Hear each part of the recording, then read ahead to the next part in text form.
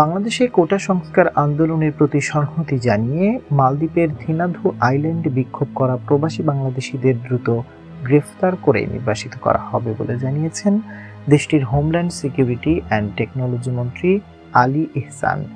বুধবার মালদ্বীপের স্বরাষ্ট্র মন্ত্রণালয়ের বরাত দিয়ে স্থানীয় গণমাধ্যম নিহারু এ তথ্য জানিয়েছে। এতে বলা হয়, গত শুক্রবার বাংলাদেশের শিক্ষার্থীদের আন্দোলনের প্রতি সংহতি জানিয়ে আইল্যান্ডটিতে বসবাসরত প্রবাসী বাংলাদেশিরা বিক্ষোভে অংশ নেয়।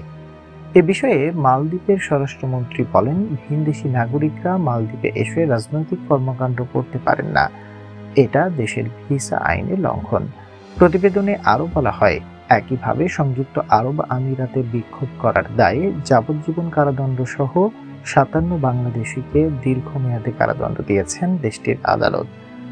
মালদ্বীপে বসবাসরত সব প্রবাসীদের সার্বিক নিরাপত্তা ও মঙ্গলের কথা চিন্তা করে দেশের কোনো ইস্যু নিয়ে প্রবাসী বিক্ষোভ না করার আহ্বান জানিয়েছেন বাংলাদেশ মিশনের শ্রম কাউন্সিলর এবং দূতালয়।